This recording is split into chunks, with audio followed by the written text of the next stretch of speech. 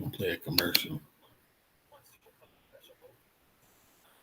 My contribution is going to be to get the premium version of whatever app you're using, sir.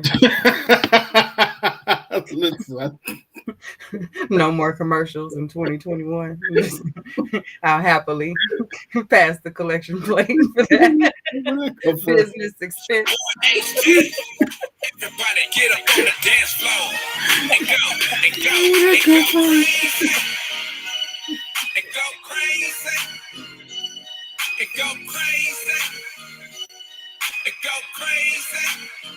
Go go go go go crazy. Go go go go go crazy. Go go go go crazy. All the way from the old to LA. Go crazy like a dum dum. Eastside homeboy, where I come from. Dance on the floor till you go numb. No fighting, no hating, no red rum. This is OOO City. All the way to the bay, hit the bass, feel me. Catch a case, cause it's beating up yo Chevy. Get you moving side to side, getting all sweaty.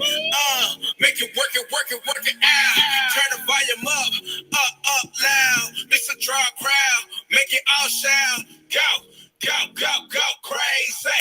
All the way from the O to LA. Hit play on the track and I'm ready. Like a quarterback, Tom Brady. Get you all in the frenzy. Go, go, go, go crazy. Go, go, go, go, go crazy. Go, go, go, go, go crazy. All the way from the O to LA.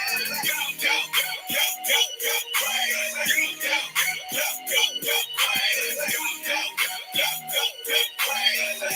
All the way from the O to LA. Go, go, go crazy. Go, go, go, go crazy. Go, go, go, go crazy. Already all the way from the O to LA. Go, go, go crazy. Go, go, go, go crazy. Go, go, go crazy. All the way from the O to LA.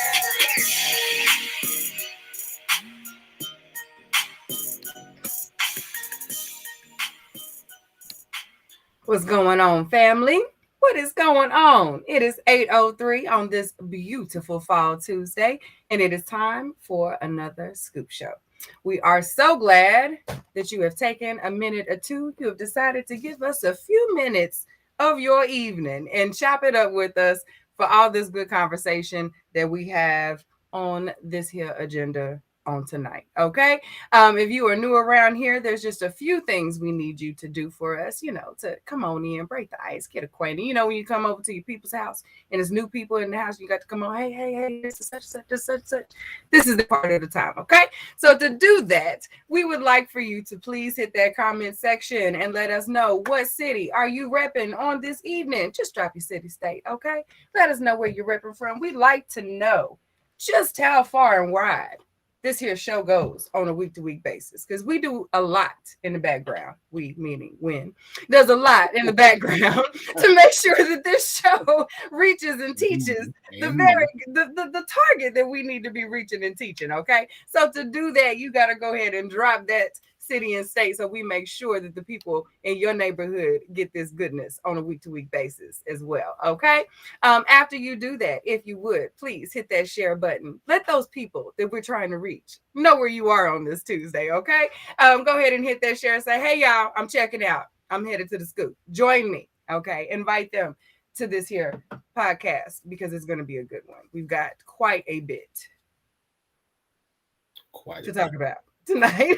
So go ahead and hit that share button. After you do that, get comfy, okay? No. One more thing, because we know that out here in social media, it can get to be a bit much. Sometimes you must log off, but you don't completely disconnect. And when you don't completely disconnect, we want to give you some options to be able to watch the scoop, okay? Because sometimes Facebook gets to be too much. Sometimes Instagram, you get tired of the pictures. You don't want to see no more pictures, okay? We understand. And YouTube tutorials can get to be a bit much. So sometimes you just got to move around. But anyway, we want you to be able to reach us on all of those formats, all of those platforms. So to do that, We ask that you hit all of the bells, the whistles, the thumbs up, the check marks on YouTube. Follow us at The Scoop Show, on Facebook at Real Scoop Show, and on Instagram at The Scoop Radio Show. Okay. Do all of those things, hit all of the reminders and the notifications so that you make sure that you get in on all of this good convo and you get to watch the replays if ever you decide to duck off from the mainstream social media flow. Okay. Now you can get comfy because that's all the things that I wanted y'all to know about chilling out here. It's time for the show. What's up, sis? We got some our people in the building. It's gonna be a real good show. What's up, Alyssa? Hey, sis. My folks is in the building. Ebony. Yeah. It's all good, brother. We understand. Completely understand. You can hit us on that good replay I was just talking about. You know where we'll be. Mm-hmm. How are you, bro? I'm good. It's been a good day, long day, but a good day. So I'm good, and always ready to get here so we can have some good conversation, so we can grow and learn and all of the good stuff that we get to do on here. So yeah, I'm good. How are you? I am well. Still can't share the show the way I normally do, but I copied that link and got it in. Ha! I worked the waiter this time. I was a waymaker on this Tuesday. You went around it, huh? Figured a way around the system, huh? Yes, I did. Because share is not being my friend, right? Sharing is not caring as far as that button is concerned for me. Okay, you hit the share button. It just don't like me. So I copied that link and still made it happen, okay? Because I need the people to know that it's time for the show. But yes, I am doing very well. My girl Lakeitha hooked me up with, y'all see my shirt? Nice. Check that out. You see my shirt? Very nice. Huh. Miss Keitha Dukes are back to my roots. And design, okay? So she hooked me up with a very, very good branding situation for myself. So y'all about to get all this elegance by design energy. So just be prepared. Very nice. Very nice. Very nice. That's good. So yeah, I'm you doing the thing. So like you said, if you all have not hit the share button, hit the share button. If you haven't liked, hit the like button. Subscribe to all of the platforms, and of course, invite your friends. Go ahead and hit that button or tag them. Just type their name in and tag them on in, because we want your comments tonight. Because like you said, we got a lot of stuff to cover, and we want to hear from as many people as possible. So we're gonna go ahead and jump into these topics. Let's go. So before we do that, of course, we want to make sure that Hot Topics are brought to you by Bob Shamrock. Bob Shamrock is the Black-owned business, Shamrock, owned by Kels and her crew. They're located at 2901 Northwest 10th Street in Oklahoma City, right across from the fairgrounds. And there you can pull up and fill up. What do I mean? I mean pull up and fill up your gas tank and fill up your stomach. Great barbecue while you are getting your car filled. So go check them out. Tell them your favorite people at the Scoop sent them. Again, they're at 2901 Northwest 10th Street. That's Bob's Shamrock. All right. So we're gonna start with a little bit of news.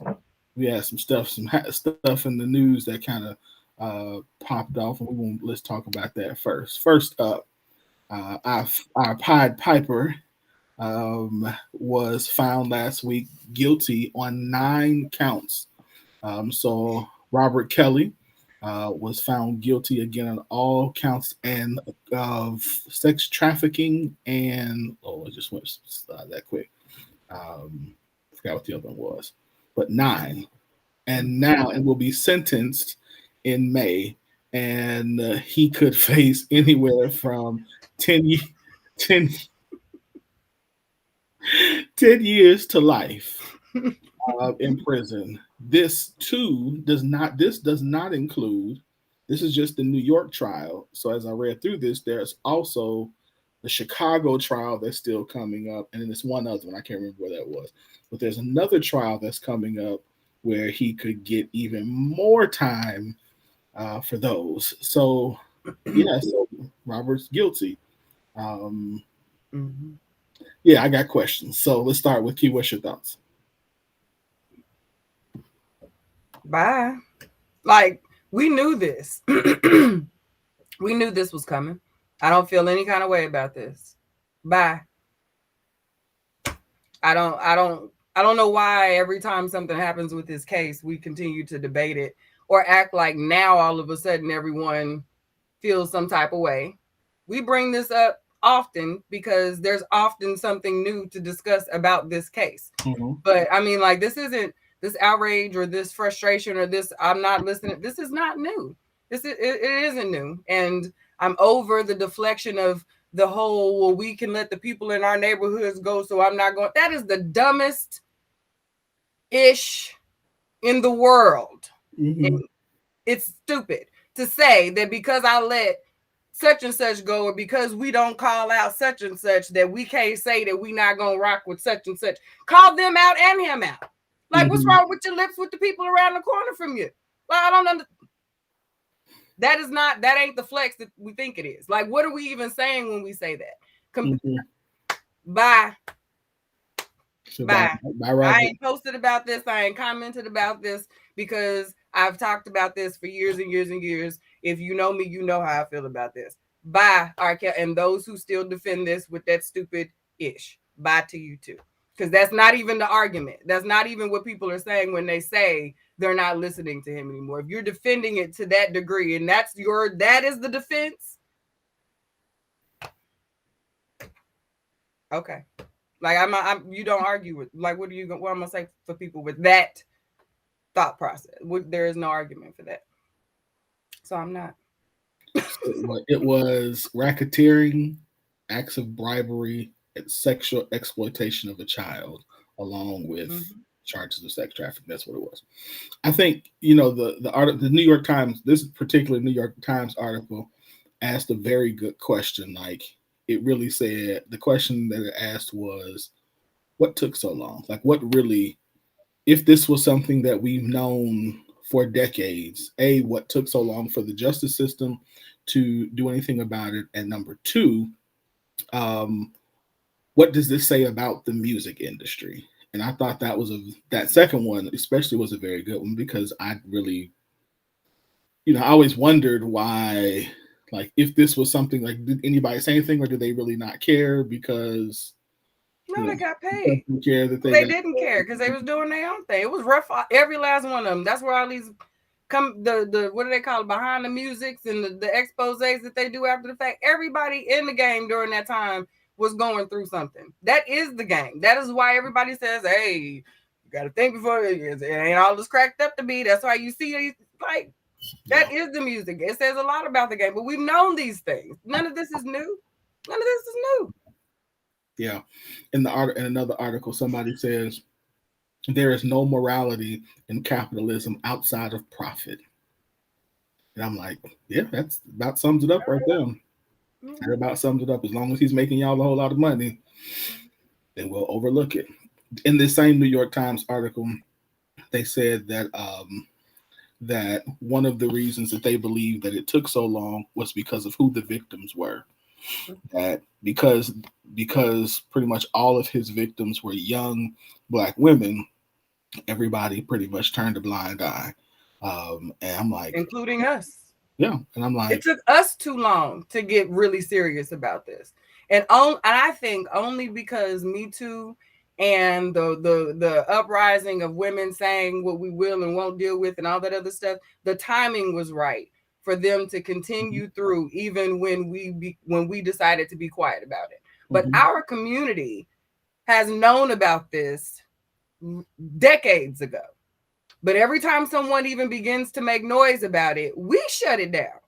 So, like, if the community had decided that they didn't want R. Kelly in the community anymore, we weren't going to listen to his music, we were cool on him because of the things that we knew he was doing, then the police would have had to take up, because then why not at that point? It would have been, what about our girls? But we didn't make it a big deal. We're still trying to not make it a big deal. We fighting right damn now with each other about why there's definitely a group of people. He should be free. So we are the reason why it took so long. There's definitely a group of people who are saying Yeah, I mean, you hear everything from um, separating the man from his music, and like in my mind, a lot of things. This is another one comes strictly down to we justify what we don't want to deal with, Yep. or what we want Or to what we justify. want, what we like. We make time for what we want. We make excuses for who we want to excuse. Yeah, and it did not at that, and it didn't matter, and so it was like, oh, that is sad, and this is the result of it. I am, like I said, I am very interested to see what happens also in this next trial, and again, and with this sentencing, because if you read what happened, they talked about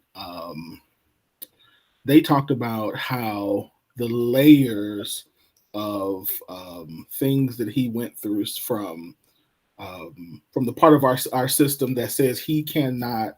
When they talk about the civil suits. So how the Mhm. city was paying people off through civil suits, and so how that took apart. So we need to figure out how do we adjust our criminal justice system where a person can still be tried if they have paid a civil suit, or after they paid a civil suit, Mhm. and additional information comes up later that they didn't have.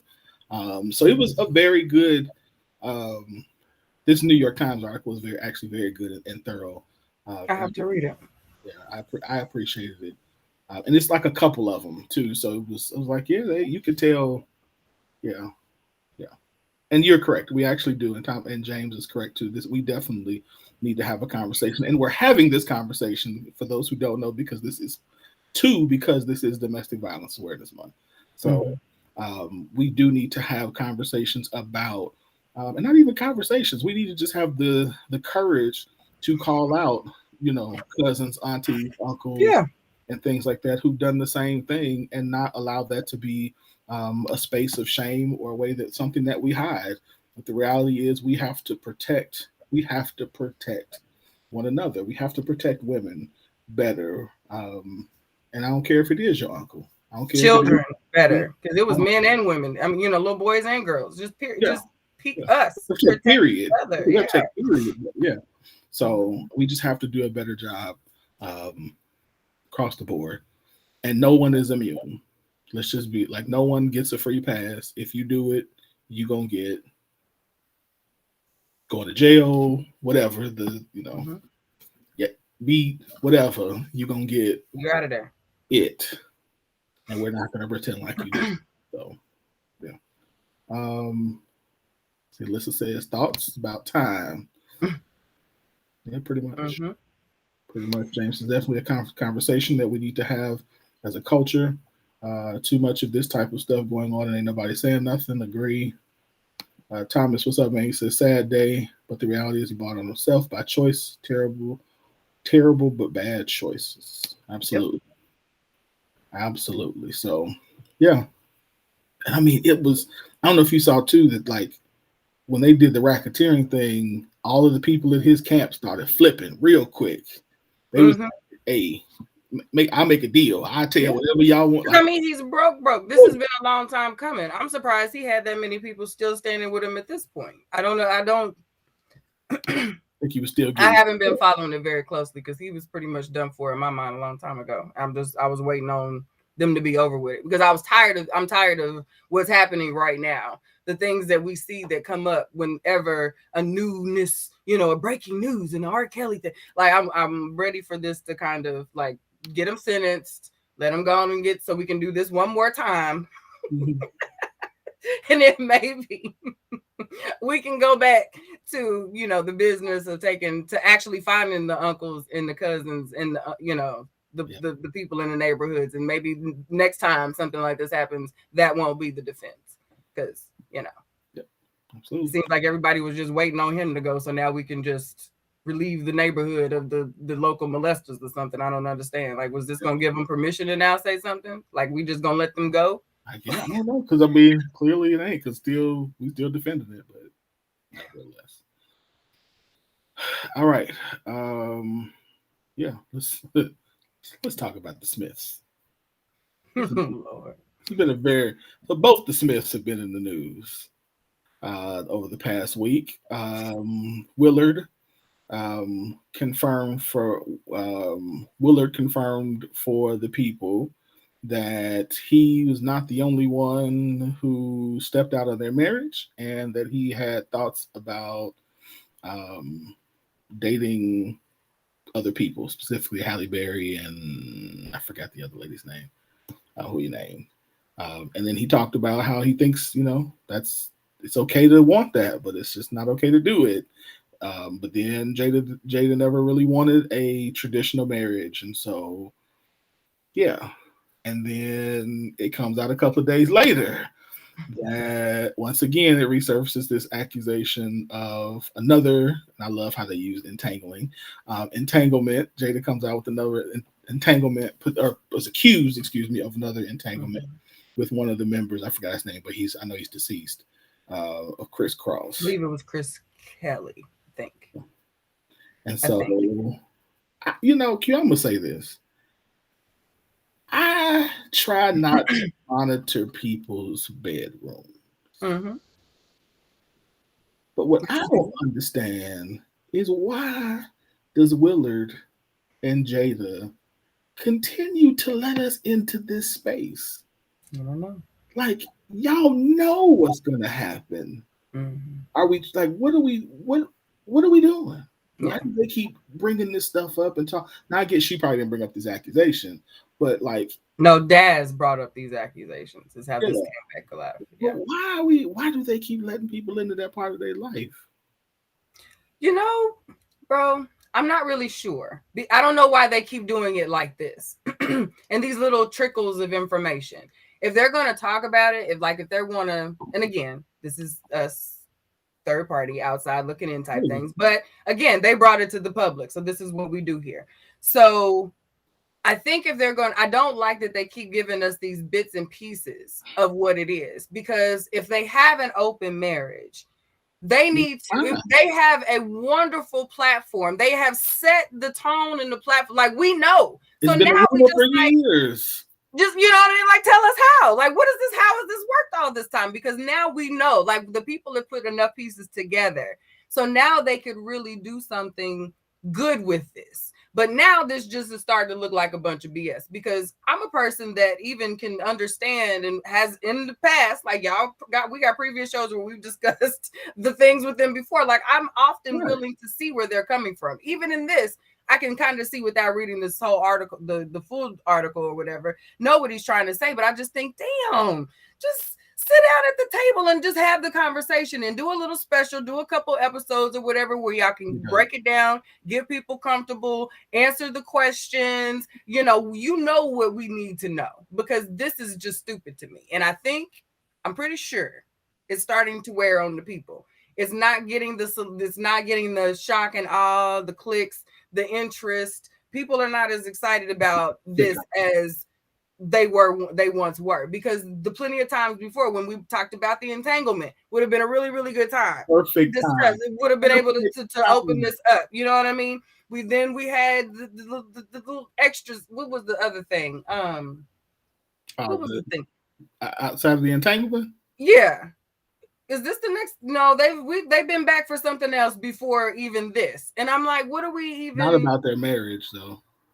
It's just we see so much of them, and every time we see them, it's got other people involved. And then when we ask them about, well, how does that affect the thing, they just keep telling us, well, we're great. But if you look at these quotes that Will is talking, he does not sound happy about this. I wouldn't wish anybody, I wouldn't want anyone to do this. This is only for us. It almost sounds like she's sitting on the other side of him, like, bro, you know what you're supposed to say.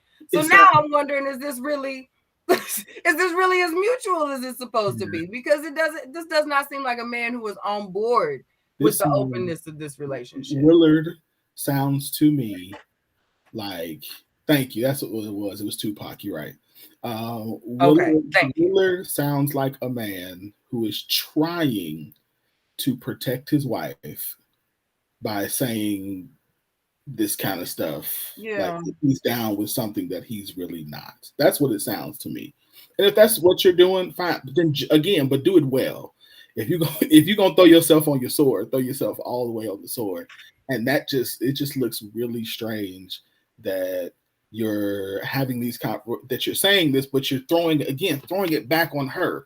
Yes, when we got married, this is what I want, but she's never wanted that, and so in essence, I acquiesced to what she wanted, even though I never wanted it, and now we're okay. Like, nah, see, because if he wanted to fully throw himself on the sword, then that entanglement time would have been the time he should have, before they came to that table, he should have said, "Hey, we need to go ahead and say, you want to be out here doing your thing, your thug dizzle. You don't want the people to bat eye about it. We need to say, hey, I don't care.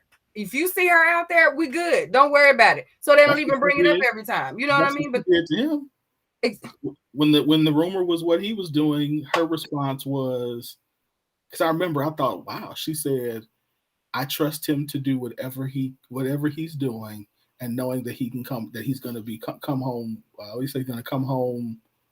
No, he's going to do whatever he can. Something about that he's going to be able to look himself in the eye and still come home to his family.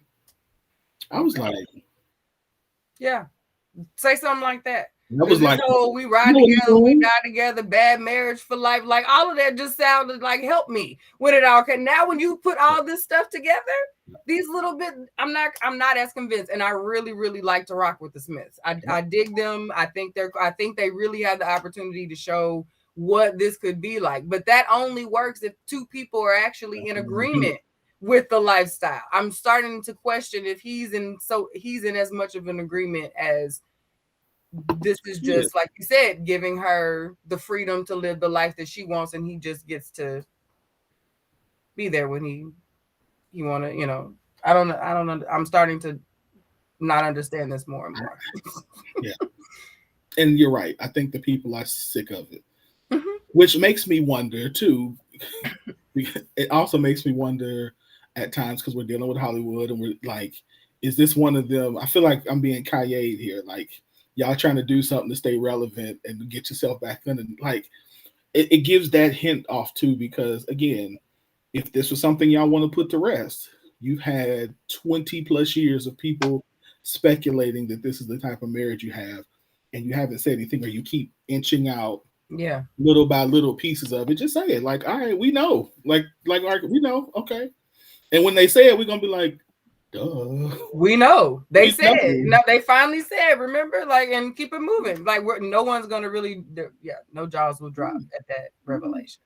But I think that's what they want. I think some of it is like, I feel like sometimes they just want people to keep watching for, this. I don't want to say to stay relevant, because I mean, they got plenty other reasons to be relevant. But all right, give us good projects. Do that. He got movies coming out.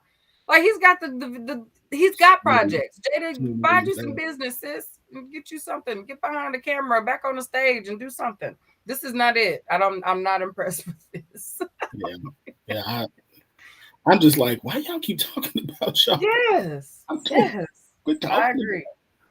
agree. Talking about it. Get, like, open a school or something. Like, give us something else. We ready for, for a new look. Like, it was cool. I actually thought it was cool. I'm gonna move on. Like, when he was doing the, the videos, him jumping out of airplanes. Oh, yeah. Something different. Like, okay. And he was giving us these wise quotes and stuff, and getting rid of the dad bod after the fight. Like, you got plenty of content, sir. You don't need to talk about this anymore. Like, wait. So, did you see them pictures with the beard with no stash? Did you see the? No, I didn't see that. Willard? Google the pictures of the Will Smith for I think it was the GQ cover. He's got a beard but no mustache. It's interesting. His face, it just looks interesting. So, like, Will just needs to get him. They need to pause, take a vacation, get on the same page. It's just not. I like Will, but I don't know who styled this shoe. Oh, wait.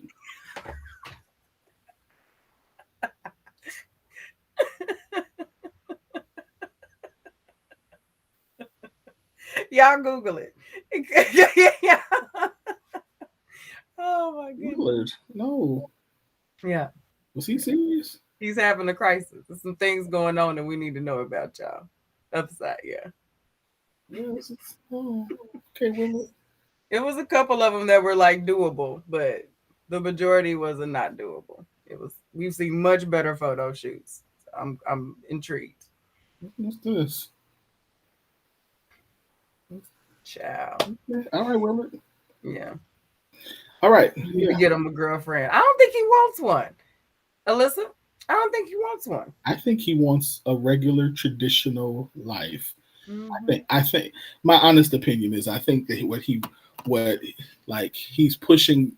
I think he wants like a traditional, life, but she pushes against that. Like this idea of patriarchy, and he likes the control and to look good for the public, and she's like, you're not gonna do that. I think he's just struggling to figure that out by, again, third way in the back opinion of what's happening, because I really have no. That's just how it looks, the way he responds to stuff. So I don't know. I don't know if that's what he wants with that. She said, Yeah. So "Say break him out of the matrix, bust him out of the matrix. He needs some." something. Yeah. Thomas says, say that again. Is it that you feel people need to know your life challenges and shortcomings? This is not entertainment, but I guess it is for them because this is happening way too often and not publicized like this. Yeah, yeah. I think they know what they're doing by letting it out at least, or they think they know. So, Yeah. You ready for something else, y'all?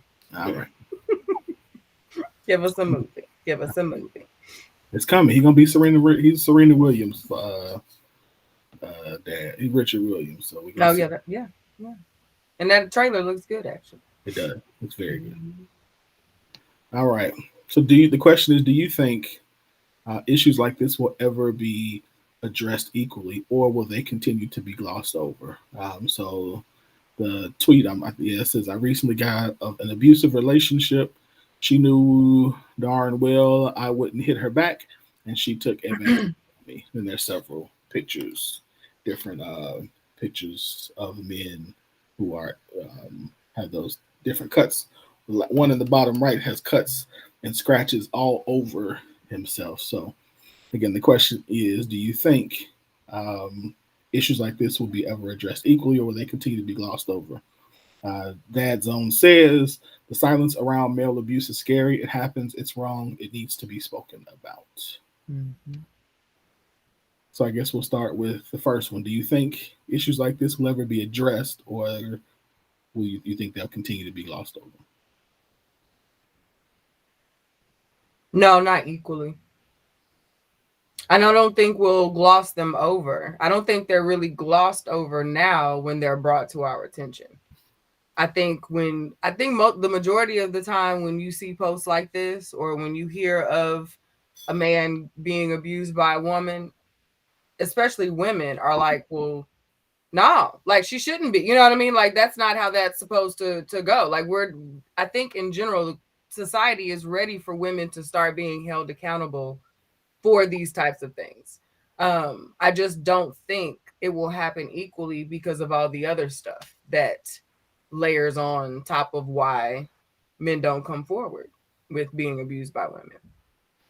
But I also think women are getting a lot more bold with how they abuse men, so it's leaving men no choice but to have to say something.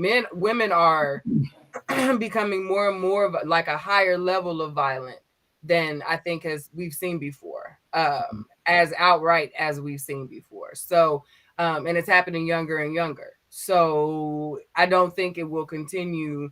Um, I don't think they'll be able to keep it as quiet as we've had before. But I still don't know if it will be equal. I don't know if that's equal. That's just my reality setting in. Because there's far too many men who will choose ego or pride, or they will speak up and say something is happening. They'll just stop dealing with her before before they'll press charges and end it. Yeah, I don't think it'll be equal. I don't think it'll be equal for several because of several layers. I think one layer is the historic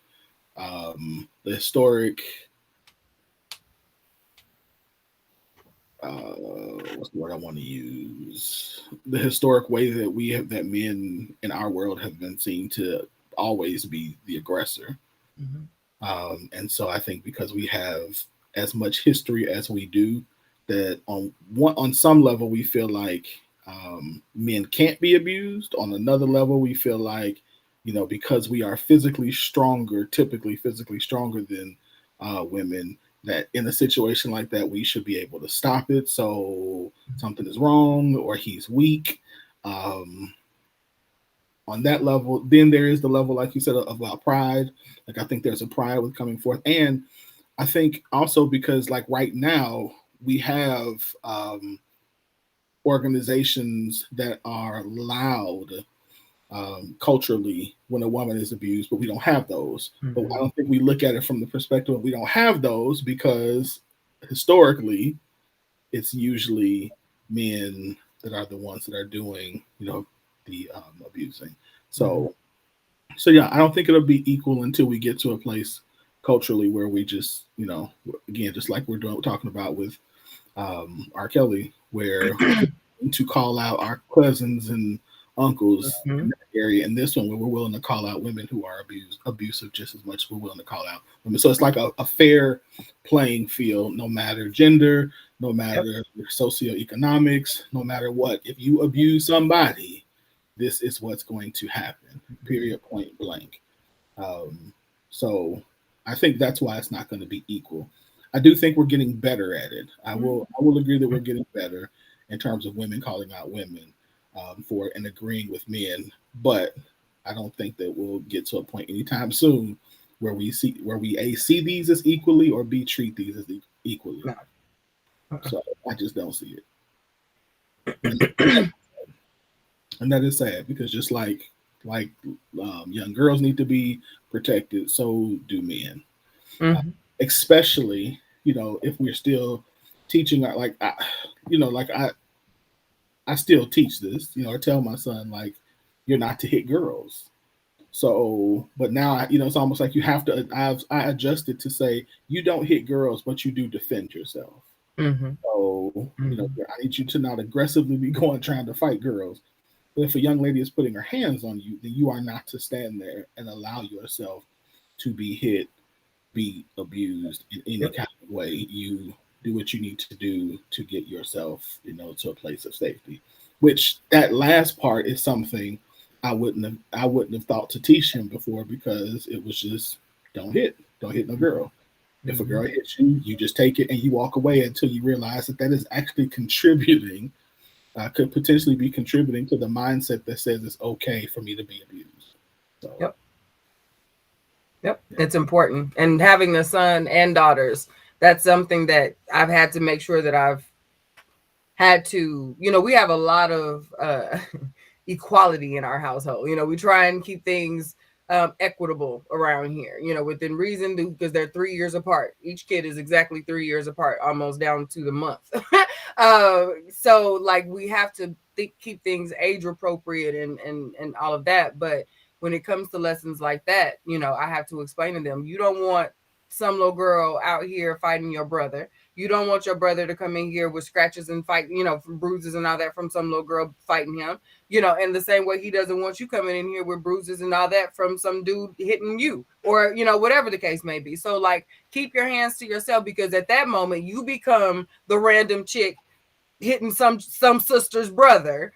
You know what I mean? And that mad that you get, because like the mere me speaking that, Amaya, my oldest daughter, like got red in the face. Like her fist got balled up and like she got red in the face at the thought of another girl hitting or scratching or abusing her brother. And I said, see, so if you get that mad to another person and now you become that person that just got you all red faced and fist balled up. So like you have to think about those things, and it's much bigger than that. On the whole, you don't abuse people, but you have to make it make sense. For kids, you gotta hit it where it makes sense. And to me, that like having that has been almost an advantage for us, having both boys and girls, because and all so close but far apart, because it gives them somewhat of a disconnect from the situation because they're not quite there yet, or they might have just passed it and now we can reflect. So it's been a blessing. But these types of things, because I after having children, I realized I'm not as nonviolent as I thought I was. Of course not. So, I've had to really adjust some of the ways that, like, as I fly off down, no, I'm not, no, you can't tell your baby you knocked the hell out of the person for that, because that could show up a little bit differently. So I have to. These kinds of conversations have been necessary, especially with the kind of kids that are out there right now. That's why I said what I said in my initial comments. Like, it's happening younger and younger and younger, where the girls have become more aggressive in Mhm. this particular space. I've realized, just Mhm. yeah, little girls don't have that. We don't hit the Mhm. same way boys do. Agree. Agree. James says, why wouldn't he leave an abusive relationship? I know it's not this simple, but man, he is a man. Yeah, I think that's part of the, I think same reason why a woman wouldn't leave. I don't think there's any difference. I think it really boils down to how we are conditioned. I think it comes down to feeling like this is a one-time thing versus how the person is. Like we make excuses for it initially. I think to say I won't.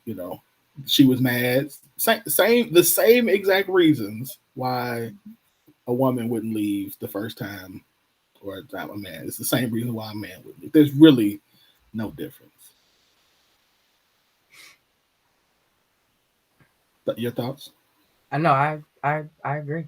Abuse does the same thing to both men and women, and I think it almost would be worse for a man with this being the reason, because of how do you explain to people that don't know that you're being abused why you left old girl who seems perfect?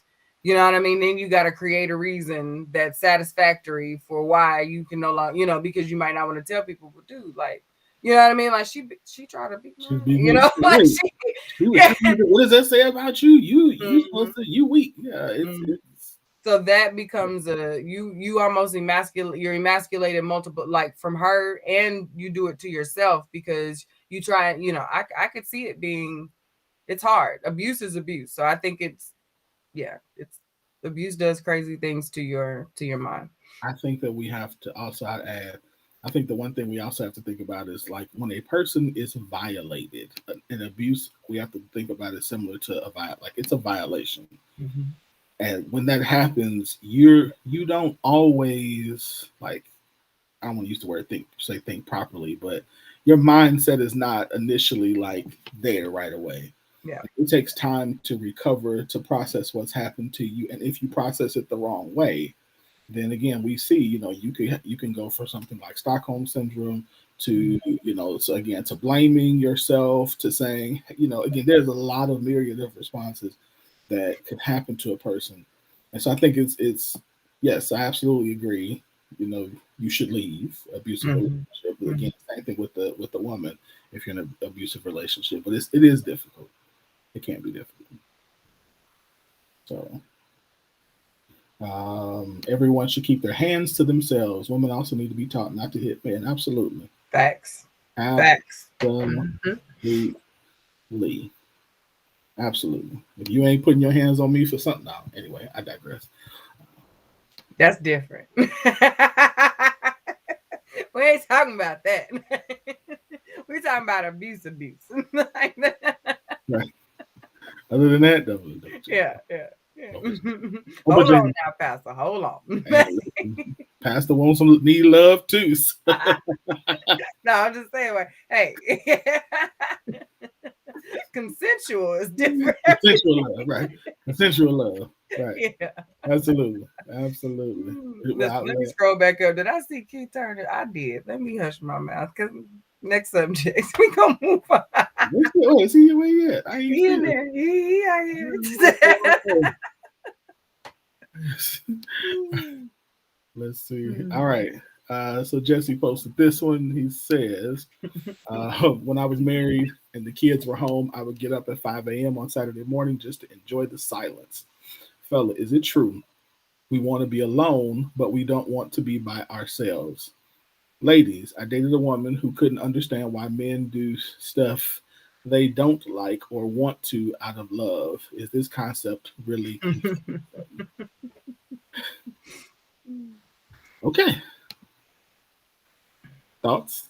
So I'll answer the question to the ladies first. Yeah. Um, I dated a woman who couldn't understand why men do stuff they don't like or want to out of love. Is this concept? No, that concept's not confusing. It's not. It's not at all. I don't know why she acted like it was. Like, no, we all like so many romantic comedies, so many of the shows that we grew up watching, the families and things like that. Like that was almost the storyline, was dad doing things that he didn't really want to do because he loved mom. You know what I mean? And at the end of the day, it was, oh honey, you're the best. You know, because he's sitting on the couch after it, you know, because he didn't get to go, he missed his game or he missed his golf tournament or he missed the fun thing that he wanted to do, but he went off and ran and played with mom and the kids all day, and now here we are, that type of thing. So like that's not a confusing concept. We do it all the time. Women do it too. This way, and y'all know how much I hate to do that, but like when you love somebody,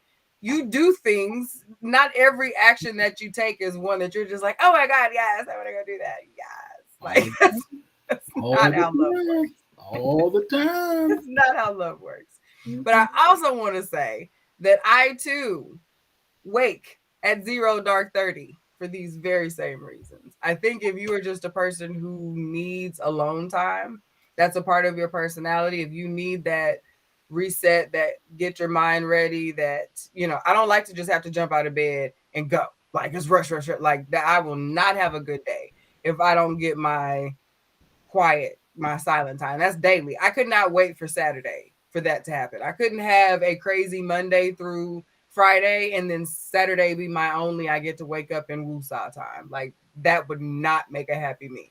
So like I knew. Like, so this I can completely identify with just as a human. Like I need my time to get my life together. And I was thinking like I don't see why this is a concept people don't understand. Either one of these. Like Yeah. why don't people want to be I think there's a normal human need to have time when you just need to be by yourself or be in silence, or like I think that's normal. The only time I've ever seen this is a problem. I'm thinking this from like a counseling perspective. The only time I see that this is a problem is when one person, since we're talking about being here, when the wife or the girlfriend feels like the man not saying I don't want to be saying that I want to be alone, she takes that as some form of rejection or like I don't want to be with you. I don't want to be with you. Well, why not? Am I not enough? Why not? Isn't this, you know, like I've seen quite a bit where it's like I want, you know, or even if we took it a next step further to the man who wants to spend time with his boys or go out, you know, why not? Don't you want to just hang out with me? Don't you love, you know, stuff like that? And it's like, no, wait. I'm your best friend. Yeah, I'm your best friend. You're supposed to want to go out with me. I do, but I still want to go out with my boys. You know, I want to hang out. I want to be by myself sometimes. And I think that if you are that person, again, I would say that you're tripping. That it's okay for people. It's actually healthy for a relationship for a person to do that. For a person to want to be by themselves, because a lot of times, again, as men, we don't get that.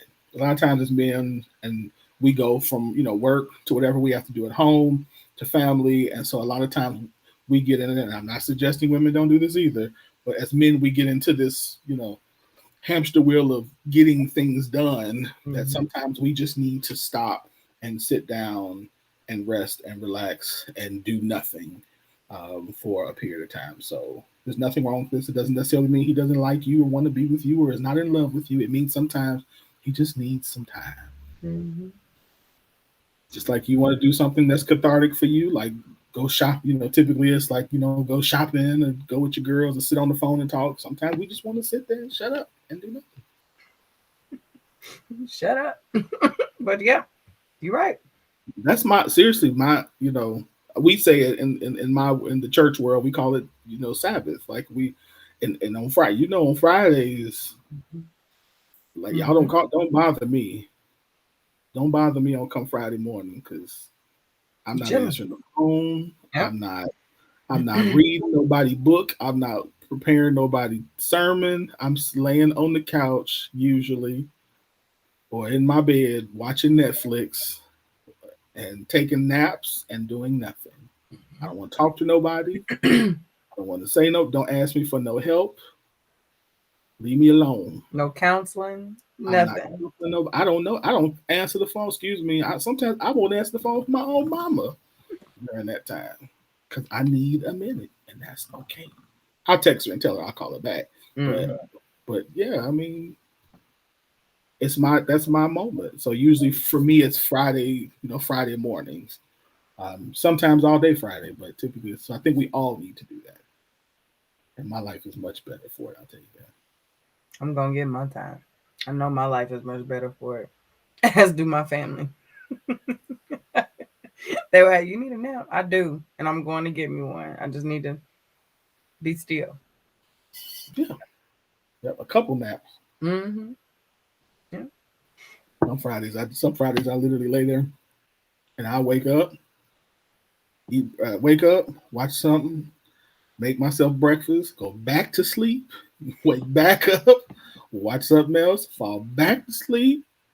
I sit there and do that all day. Next thing I know, I'm like, oh, it's 6 o'clock. I better get up and Shower, eat, and go back to sleep. yeah. That's right. Well, I That's how do. you finish that night, right there. Yeah, I Oh, I might. better get Sometimes I might go sit on the like. I might go sit on the balcony, come up. right back in the house, go right back to sleep, Mm-hmm. and that'd be the whole day. Like Yeah. we need that, and you should not. A man or a woman should not feel guilty for doing that. You need your mental break, and your body needs it too. Your body needs it too. So, all right, those are the best Saturdays. Yes, they are. Well, not all the time, but yes, so they are. That yeah, Sunday afternoon naps are a blessing to my soul too. I can't lie to you. Y'all don't understand. Because you leave everything on the altar on Sunday morning. So yeah, Woo! Sunday afternoon nap is probably life. Yeah. Sunday A good afternoon nap. contender for them Saturdays. Them Sunday afternoon naps. I feel like a new person when I wake up. I do. I literally wake up like, woo, Yeah. yes, all right, let's go.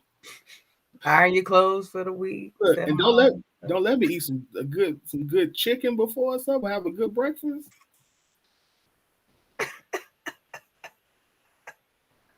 I was like, whew, this made the week worth it. I can run on a little bit longer now. Mm-mm. Y'all, it's the truth. All right, last one. Here we go. No, I like this. And so my friend is mad at me because my friend is mad at me with me because I blame her for her son's actions. Her son has two baby mamas and lives with her. He takes care of neither child.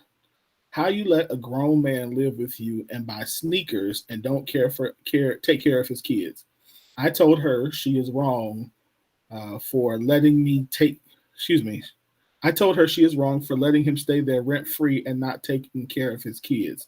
She asked me what I thought. Now she mad. Girl, you wrong. We going or nah? Nah, I'm going.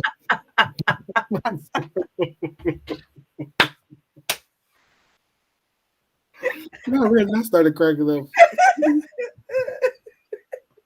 All right. She asked me what I thought. Now she mad. Girl, you wrong. We going or not? Now I'm going by myself. I mean, she did. And I Ask. would. And I would. Because Yeah. this needed to hear that. She needed to know that you have raised a bum. You are housing a bum. He said he You, buying ma'am, sneakers. are also in violation. You are in violation.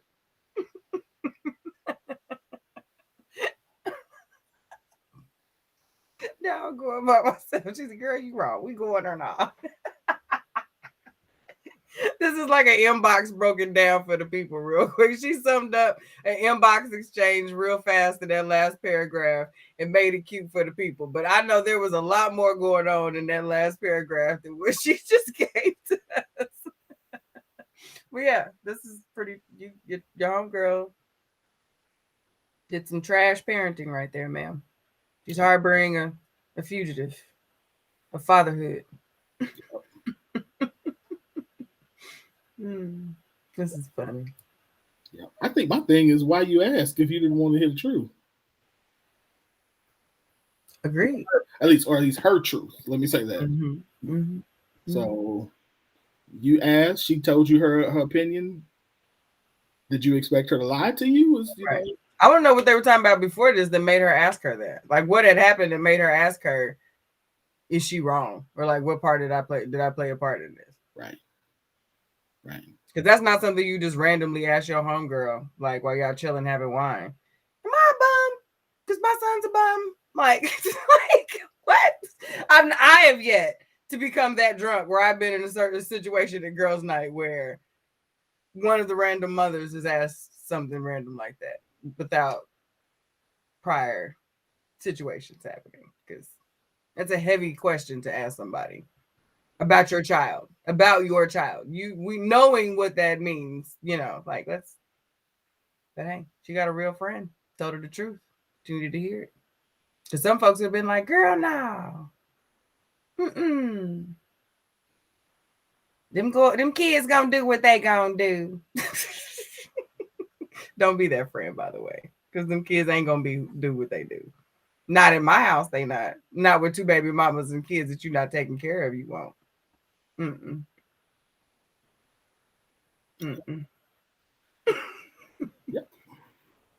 Yeah. I mean, hey, you asked, you got the answer you asked. You got the answer to the question you asked for. And on top of that, I mean, I hope it's a wake up call. Like, my thing is she knew the answer to this question. Let's just be honest. You knew the answer to this question.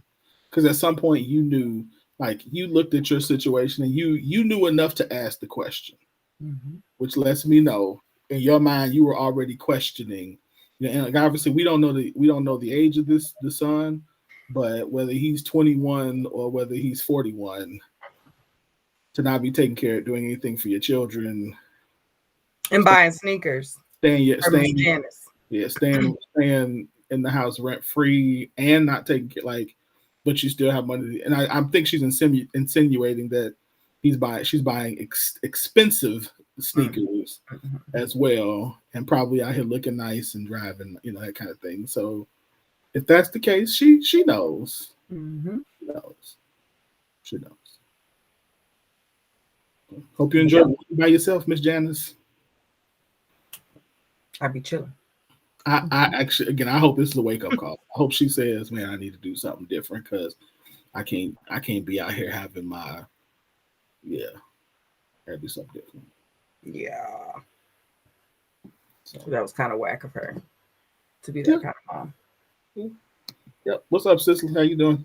Hey, sis. James says accountability. Absolutely. Absolutely. All right. So these are your hot topics for tonight. Yeah, those are good. Those are good and hot. All right. A little foolishness towards the end, but it was okay. We love foolishness. We love foolishness in all of them. But, all throughout, right? I just know I had a good chuckle with that last one, boy, when I read what? I think we all did when we read it. All right, y'all. So listen, hey, if you need to advertise your product or your service, sorry, I hit my microphone. Advertise your product or your service, you should consider advertising with us here at the Scoop.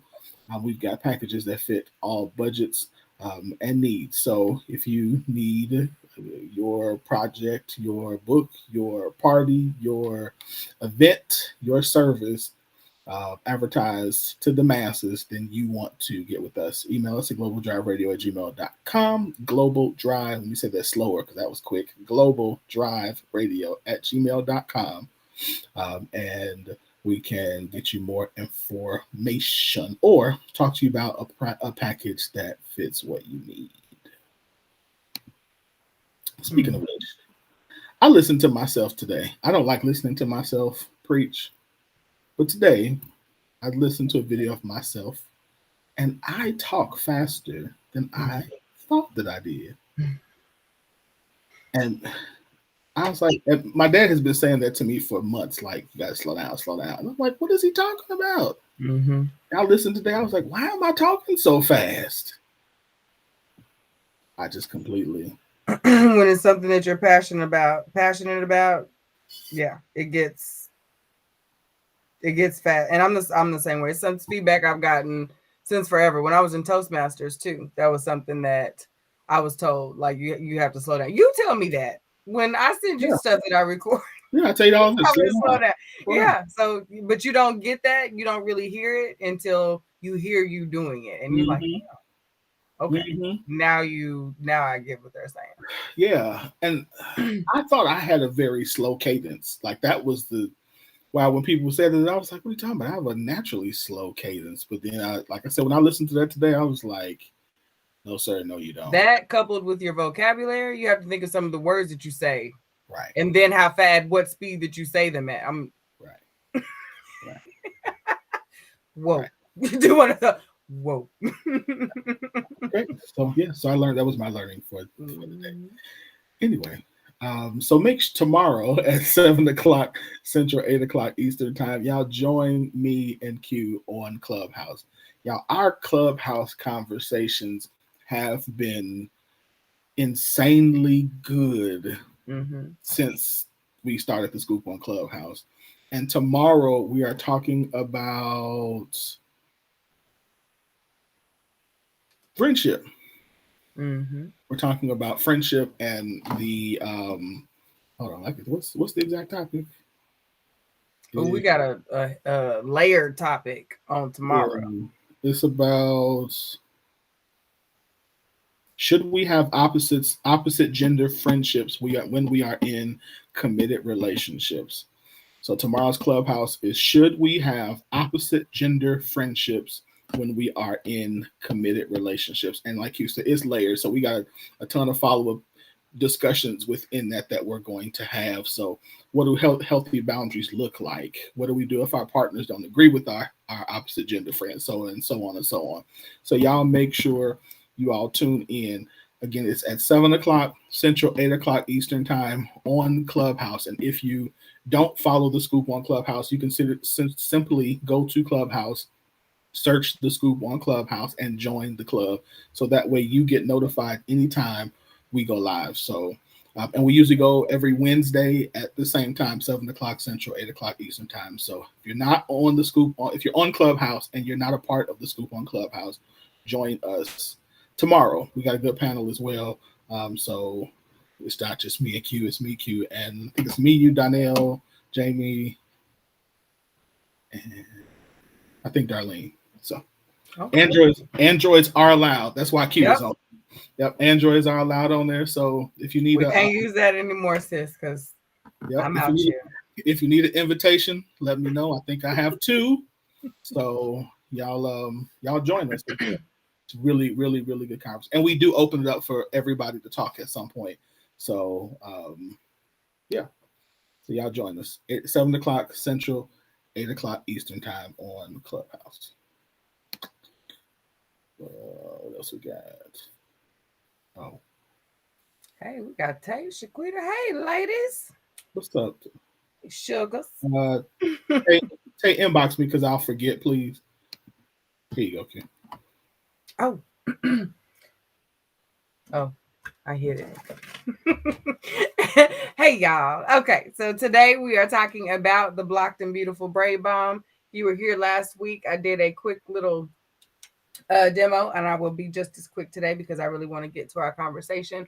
But this product is amazing for all of your braiding, ponytails, puffs, all of that. If you don't like how edge control super slicks everything down, not my edge control, but edge controls in general, and you want to slick your puffs and do all of that good stuff, this product is amazing for that. It is light, but it has just enough tack so that your fingers are able to stick while if you are braiding box braids, French braids, especially if you're adding hair, you can hold on to the hair without having to continuously add more and more product. It's just, this stuff is just awesome. And like you can already tell, like it is absorbed into my skin. You don't see any of that whiteness. A lot of braid balms and products right now on the market have so much alcohol in them. When you swipe across your hands, as soon as that dries, you get this white residue, filmy, flaky stuff.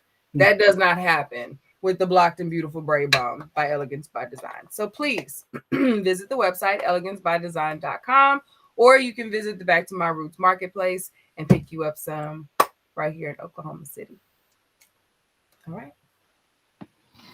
All right. Last but definitely not least. So y'all buy my book. I got my coffee. I got my coffee. Sorry, go ahead. That's the ad right there. If you have not gotten your copy, go to the website and get your copy. I've sent out. So if you pre-ordered, your order has been shipped.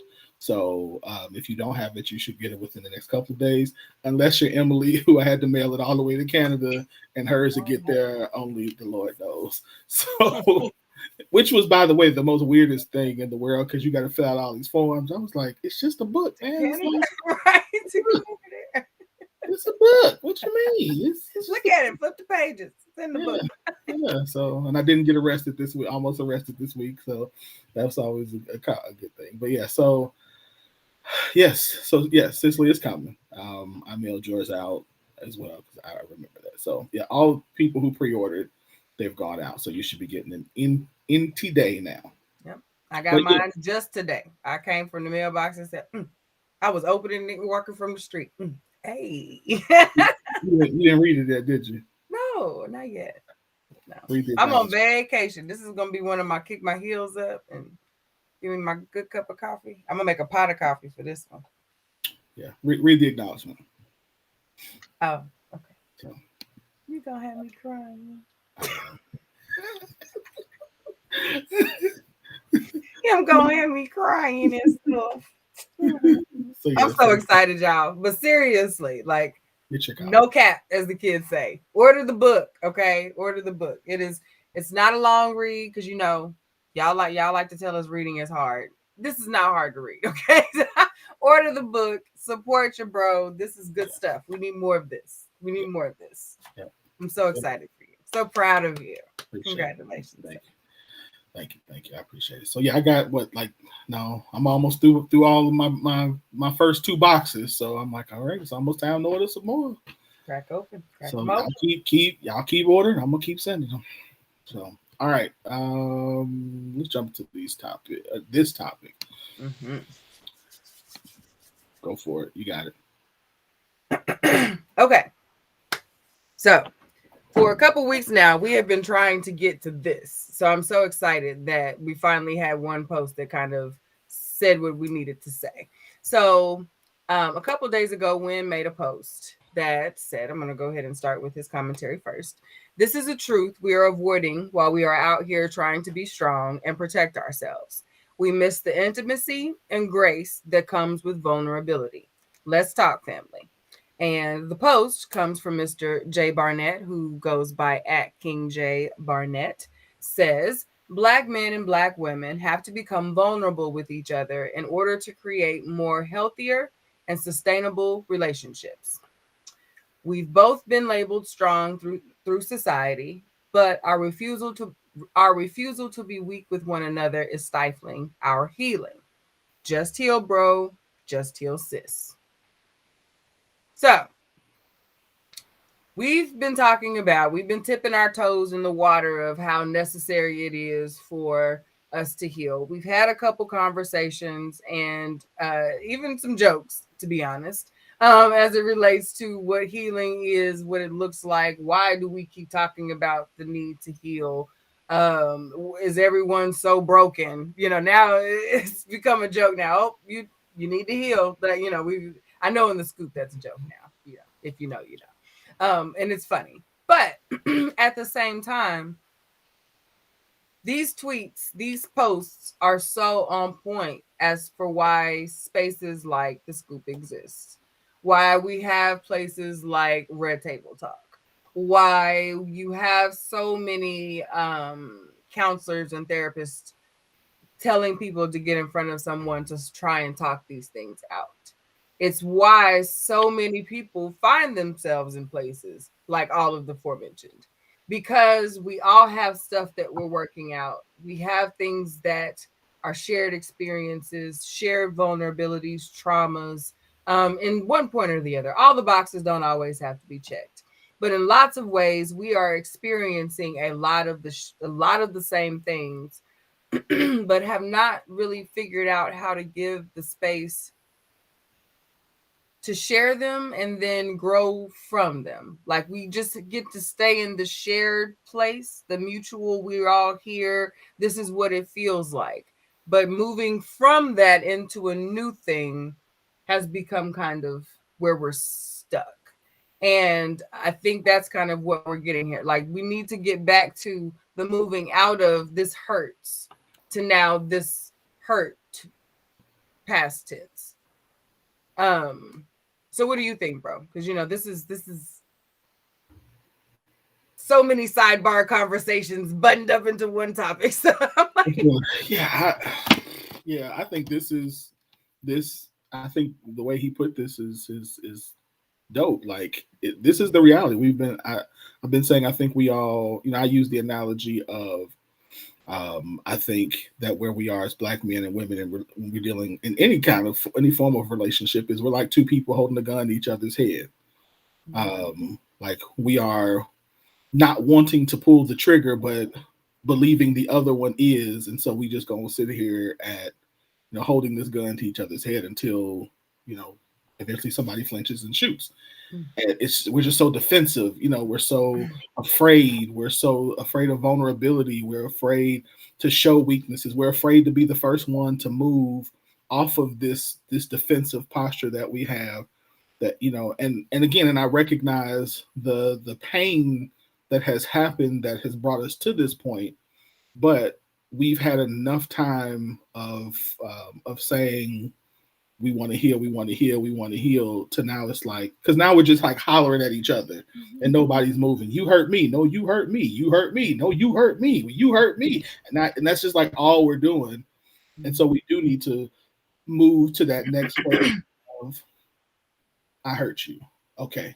I like, let's stand down. It's almost like we all need to just stand down and say, okay, we all contributed to this hurt and to this pain, but now we all need to contribute to this healing and to this bringing back our how we do relationships. And to his point, we're afraid to do that because it's almost like if we do that, if I'm the one that shows weakness, then I'm going to be the one that's taken advantage of, instead of looking at it from the perspective of, no, if I'm the one who does this, says this, I'm really the person who starts the process of healing. And what does that look like? I'm just going to look different, obviously, for every situation, but it's going to look like having to, again, admit what we did wrong and say, now I want to be completely prepared to do things different, to speak to you different, to see you different, to love you different. And so I need you to give me the time and the grace to do that. But know that from this day forward, I'm committed to being a part of your healing, not a part of your pain. do you think that's something that we can do?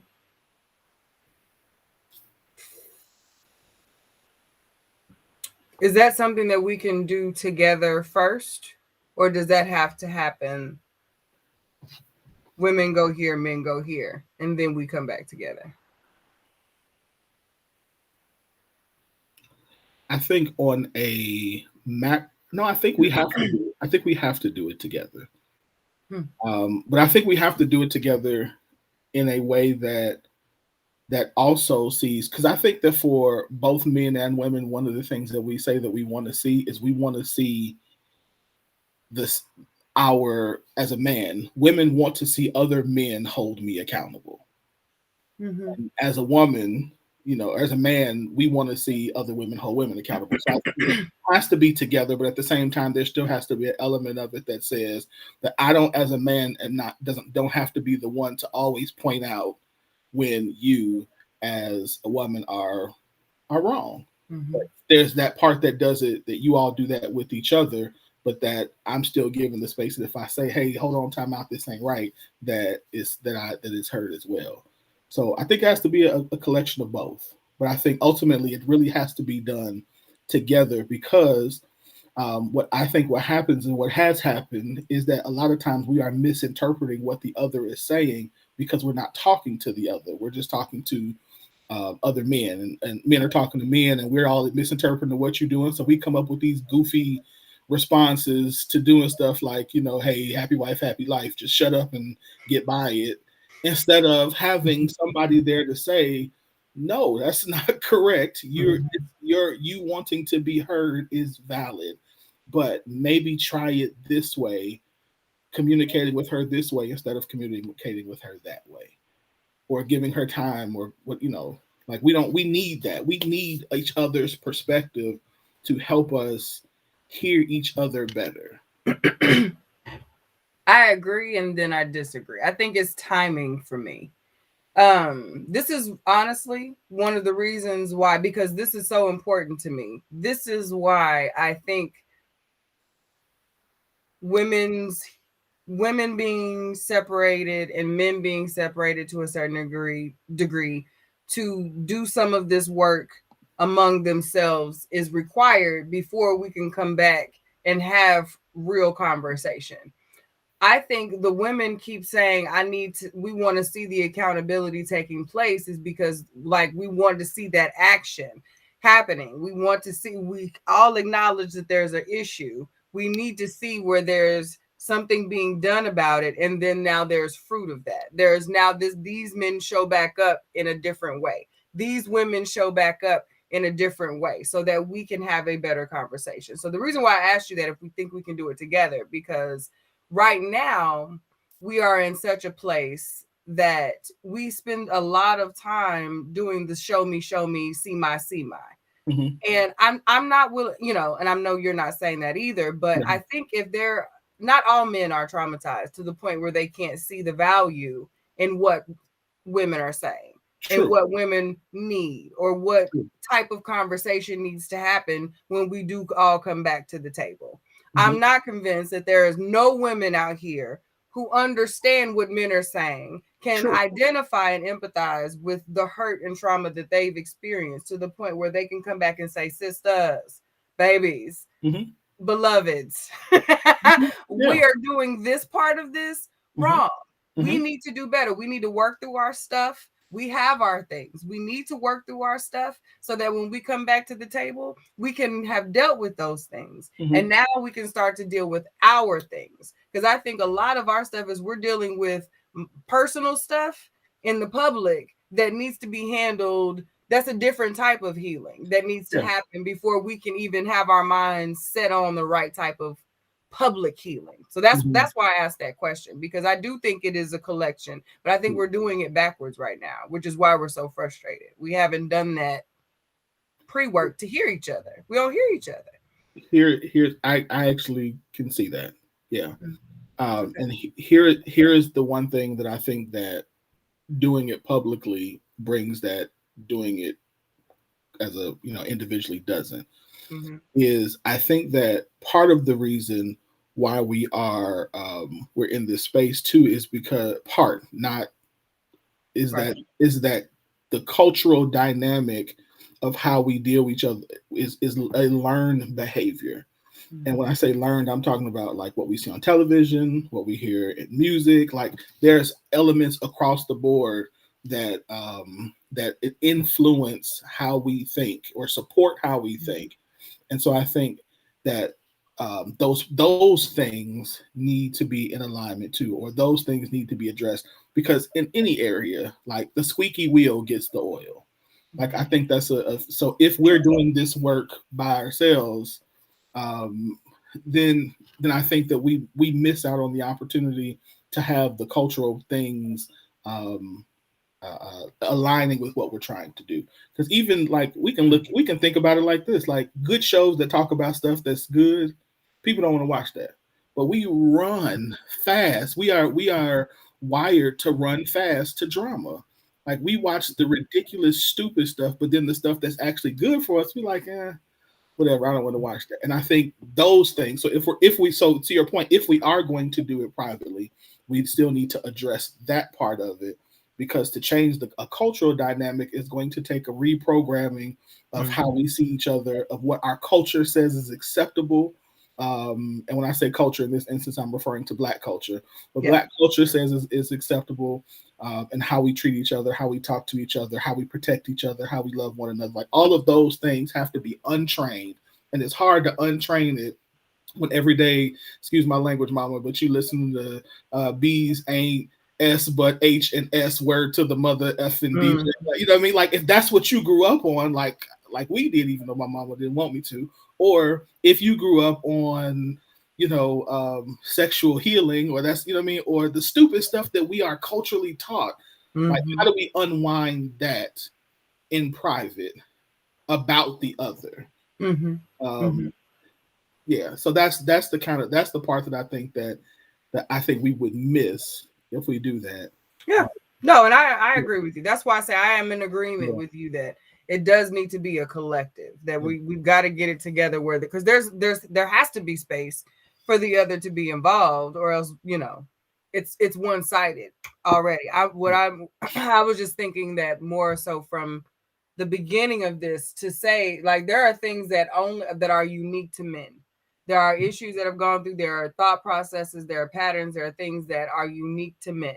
And there are things that are unique to women that need to be dealt with, that can be dealt with, that will get our mindset ready for those collective conversations. Yeah. So I'm not saying like you go out for 6 weeks and you're by yourself. Like, I just think it has to happen where we separate. We're doing so much in front of each other where like y'all can't understand fully where we're coming from about XYZ thing because you haven't experienced that. You won't experience that. Right. So what we need to do is come to a place where we have the capacity to communicate what that's like in a way that allows men to empathize with it instead of have to identify with it. You are not going to, but we're looking for you to say, yes, I understand. You don't. You can say, yes, sis, I see that is not a good thing. And I will do everything in my power to make sure you don't feel that way again. Or I can make, whatever the case may be. But I think and vice versa for men, whatever that situation. Right. That's why I say we've got to stop expecting so much from the other at this stage when we're all still so open. We're both men and women are so open and have not had anyone to hear. But a lot of the things that we're screaming at the other one, they're not going to. So it's blocking the stuff that should be getting in. We can't even hear each other to hear the stuff that's necessary for the other side because we're dealing with the stuff that's still right here. You know what I'm saying? Like that's what I mean about the whole. Right. And and I agree because I'm thinking even on another level of that, of the benefit of, because I'm thinking like about the parts of us that are taught in private. Like a lot of things, like I'm using my example. Okay. I've said before, I don't know if I said it, like I felt like I was so there used to be weeks that my father and I and his two of his friends, we would go to Myrtle Beach and play golf every year. And for me, the benefit was not the golf because I was tired of playing golf after a while. The benefit was, I mean, you play 36 holes of golf 7 days in a row, you're tired. You're done. Yeah. Your hands are hurting, but it was, I got to spend 8 hours a day for 7 days straight with 3 men that were 30 years older than me to talk about what it's like to be a husband, to talk about what it's like to get through certain difficulties where, so all of those times. And when I stopped doing those, like I felt like over time I started regressing because you weren't getting fed. You weren't getting absolutely. So I do think that those things are just as necessary. That's why I think it needs to be a collection of both. I think about like the things that grandma teaches you in, young, I hear certain things like that whole post about with somebody get a man who loves you more than you love him. Like Oh, that's stuff like that. Even though I think that's weird, but those types of things that we're taught that are embedded into us, into the DNA of who we are and how we think about each other and see each other, are taught on an individual level. mhm. That's what I think we do need both. Yeah. And I do like your point. I do agree with your point about timing and doing them in the right timing because there's an age where we're still being formed, and so when we're in that age, it's important. It might be more important to have this one-on-one thing, and so yeah, I don't know. I think yeah, good question. Really Yeah, good because question. I just think we have a lot of these open conversations, open for a lot of the times when we have those ladies, and it's so funny because we just cannot allow ourselves to not speak on those posts. And it's funny, but it's just what it is because it's in the public space. You can't really be mad about it because you put it out there for the public to read. So I'm going to say what I need to say. But a lot of those types of conversations, I just think open up a lot of additional miscommunication because so much of while we receive those lessons individually, each of us receive those lessons. So there's an understanding, even if the anecdote is a little different, or Nana said it a different way than Meemaw said it. You know what I mean? You get it. You know what she was saying. So as a group of women, we can understand that this is what was said and still know that that might not be where we need to be without having to first explain it. Make excuses for it, explain how it ain't the reason why all the women are crazy, and then we get to the lesson and now how we gonna fix it, you know what I mean? So that is why I say some things aren't meant for the group to have to work through. Same way with y'all, there are some things that you guys were taught, whether it was individually or as a group of your fellas, to cousins, brothers, whatever, you all were taught, you all men understand it. The majority of men understand it to be this way. So it takes a group of men that have elevated past that thinking to come back to the bros who have gained that trust, who have understood that, yep, this man is moving in the right direction. I can trust what he's thinking. This might be worth me listening to, because that's what men need. Y'all have to buy in. Is this man worthy for me to take action on his words? You know what I mean? So in those types of spaces, you don't want to have to vet this man in front of the women's. Absolutely. You're not going to. It becomes a totally different vibe. Absolutely. With those types of conversations. You don't have to break through so much of that one chick that one time went for it, man. The group of men gonna be like, but bruh, is that the type of woman that you ended up with though? Like, so let's not let her be the example. That's not the flex that you think it is. Right. And y'all can move on, and then the lesson continues to be made. And so it's just different environments allow for a different level of change to happen. So that, and I was interested in your thoughts because I knew that you were going to want some togetherness, because that is what we do. That is where the real work gets done. And that's why I wanted to make sure that I noted that it was pre-work, like, because we ain't ready. Like, as a collective, we are not ready to come together and say, let's heal, guys. No. I love you. You love me, y'all. Yeah. Okay, let's heal. Like, we're not. As a collective, we're not ready at all. We're far from it, unfortunately. But I think we're getting there. But let me say that we're not ready. You said something that I don't want to skip too.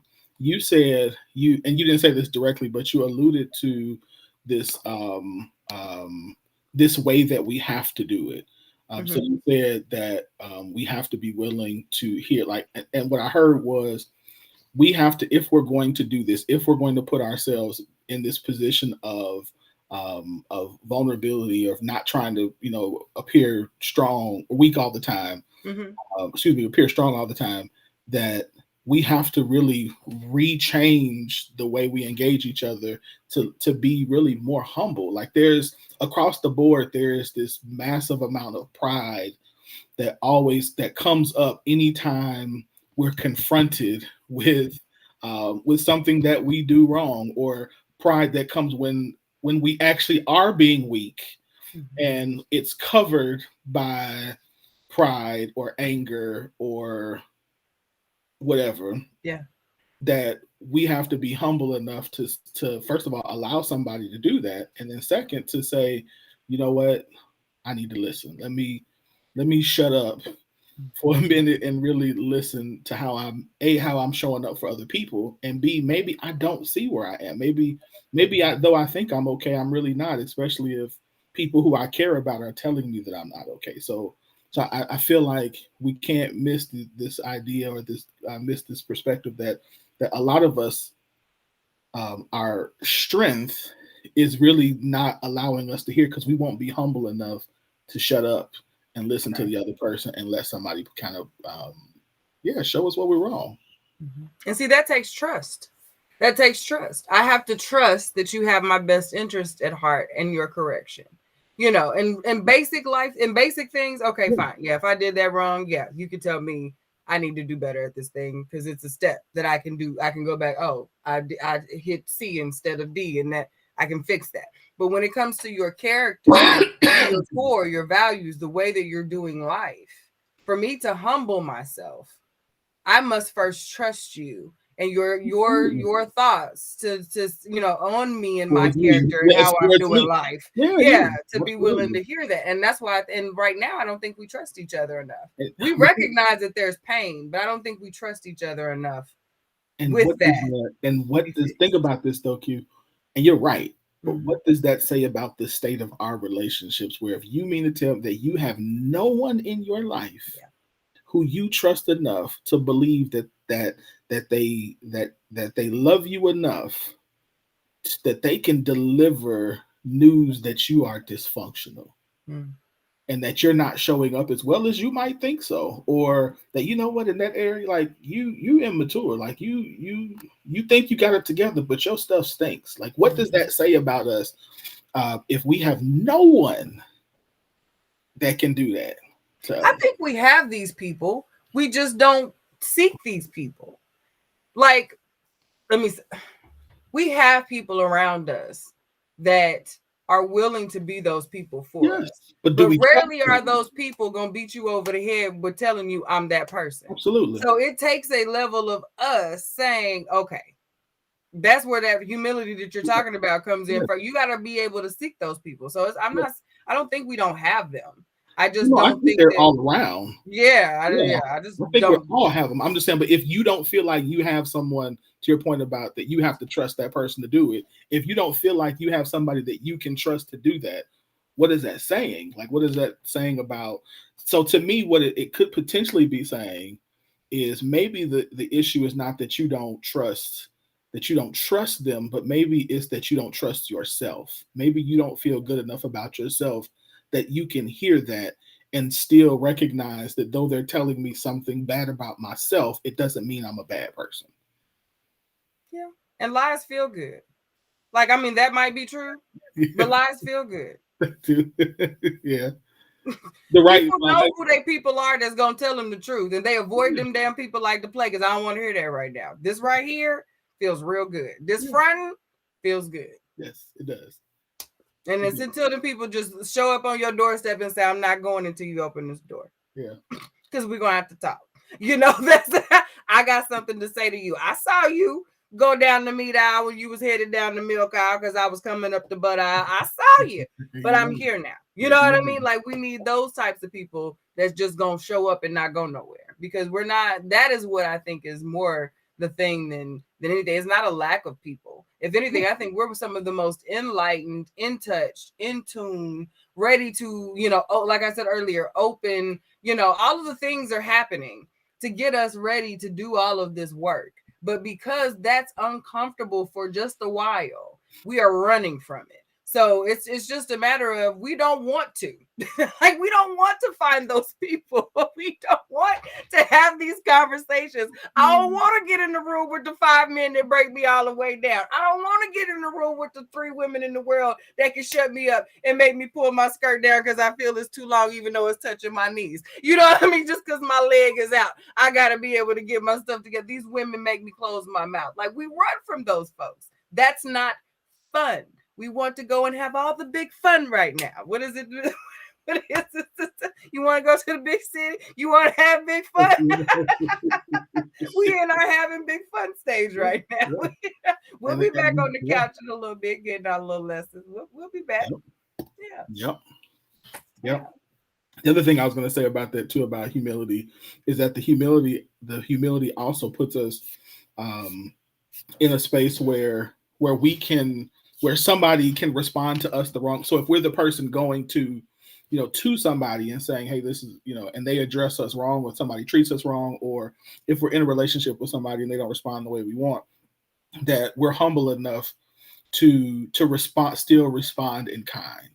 Like there is a way that we have to approach each other, recognizing we ain't, it's almost, I like to say it like this, but it's almost like they're not well.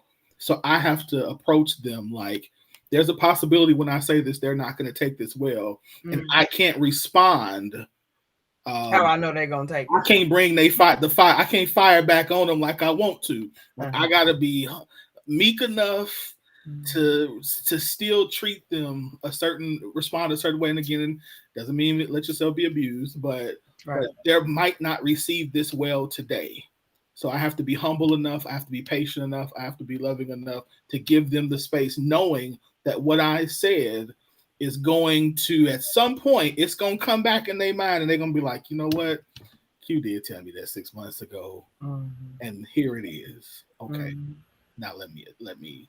And they might not ever come back and tell you. They might not ever give you credit for it, but we have to respond in a way that we know that at some point now we have had the opportunity, or have been given the opportunity to help them or become a part of their healing, even if we don't directly get to benefit from it or directly see that they're in that process of healing. Because sometimes you're the person who just plants the seed, and life will come along and pull that joker up, and then they're like, all right, now I got to deal with this. But that's the thing. If it's for them, it's not for you to be patted on the back for it. The goal is for them to just do better. Right. Your intention, if you really out to if you care for that person, you shouldn't be looking for the shout out after they cross that finish line. That's great when it happens. Like that, no way am I saying stop shouting out to people who give you the push to get where you're supposed to go. Right. But you should be pushing regardless if you ever get that shout out, because it's just your care for that person. You know what I mean? And that's, I think so much of what we do right now is based on if this person's going to shout me out later. Yeah, don't get me started on that, please. Okay, don't do that. Yeah, like don't get me started on that, because that'll take me down a whole different rabbit hole. I've been keeping my mouth shut on for the last couple of months. So I'm gonna keep my mouth shut. Okay. But yeah, like the post also mentions how we've both been strong. We've both been asked to do more. You know, we've both been labeled strong throughout society, but our refusal to be weak with one another is stifling our healing. That is so true. We it's so funny how when you say it to men, they talk about, yeah, I'm strong, but I don't like it that much. When you say it to women, they're like, yeah, but don't call me that, because a strong woman is not what I'm after. You know, none of us want to be that. And then in those same posts we hear, like, people will debate how true is it that you really don't want to be strong anymore. Like, men do it to women, and women do it to men in these things. And I'm like, we won't even let each other be weak, because this is the truth. We're all too tired to be strong anymore. Let's just let us do that. Let's just let us say, you know what, you're right. You're right. We are tired. We are tired. I'm tired. You tired? I know. And that'd be okay. Like, that should be okay. Let that be okay. I feel like I'm soapboxing, but like, we do fight a lot about who's more strong than the other, who's more tired than the other, who's had it worse than the other. But we've all been doing different parts of it, whatever it happens to be, because it varies from time to time. But we all do different. We all carry different parts of it. We've all been a part of it together the entire time, dealing with different parts of it, but still in it together. So the imaginary thought that this person doesn't have even an inkling of an understanding of where you're coming from is just, that's willful ignorance. You're just choosing to not remember that these people were there the whole, like they were there the whole, they were there. They were doing it too. Yep. Right, Tay. Don't call me strong. Like, I mean, I am, but I don't want that to be like in my bulleted list of, that ain't on the resume like I want it to be. No. I want to be that. I think it's a different like what is it that it's it's this thing now where if you're a person is constantly yeah, never mind, bad example because I can't even remember the name of it, but nevertheless, people don't want to have to be strong all the time. You want that to be something you can do when it's necessary, but that's not the goal. Is that for that to not be your lifestyle? Right. Oh, this is not how we were created. We were created to live in interdependent relationship with one another, and that's in a friendship as well as in romantic relationships. So Mm-hmm. yeah, I just, yeah, yeah,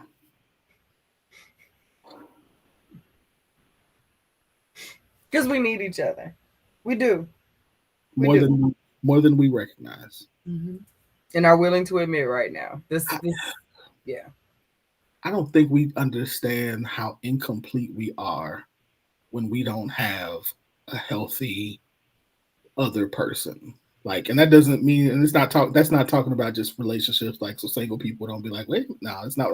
I'm saying that it's that when you don't have people of the opposite gender in your life to help speak into you, to help talk to you, to help you, it's just not complete. This is the incomplete existence because we need what the other has.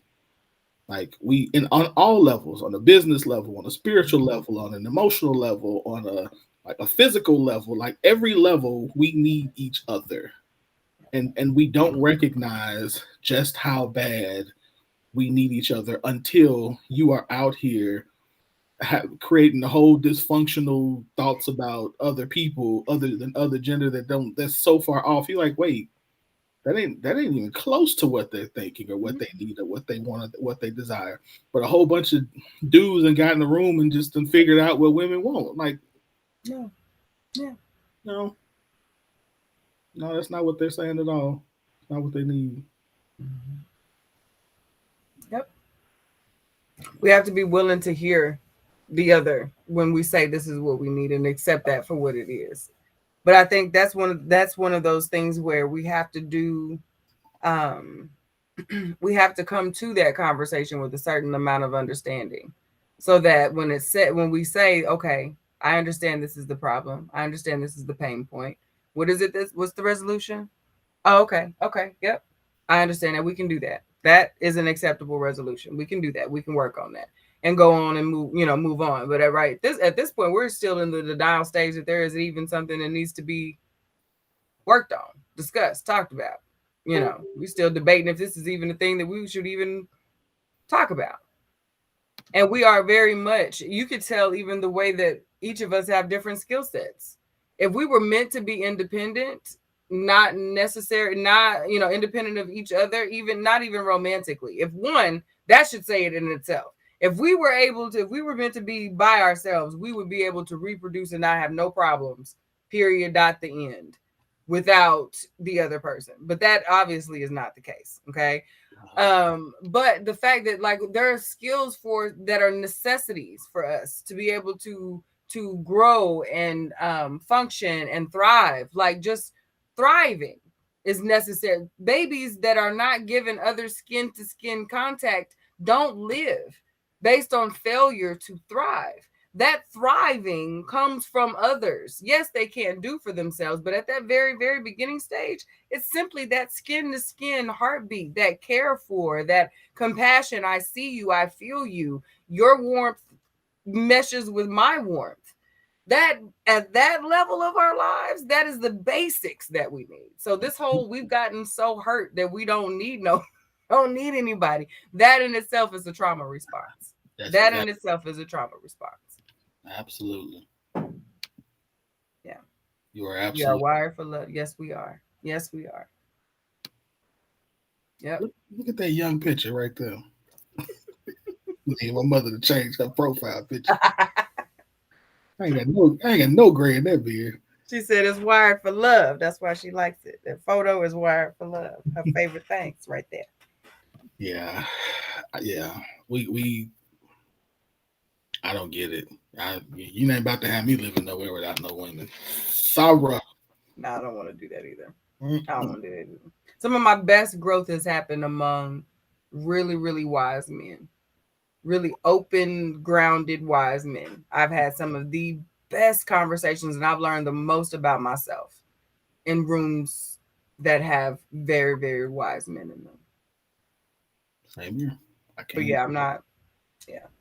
So And you know when? That is honestly one of the reasons why I wanted to do this show way back when you asked me why I was cool with doing this show is because the scoop is not biased in one direction or the other. It's not a fully Christian show. It's not an all men only show. It's not an all women only show. It's not a marrieds only show. You know what I mean? Like we don't do anything only. The only thing we require is that you be open-minded to whatever the thing is that we discuss.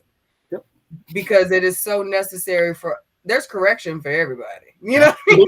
There is a need for all of us, no matter what box you're checking for that particular conversation, that where we could do better. But that is honestly one of the reasons why I continue to do the show, because we've stayed consistent with that.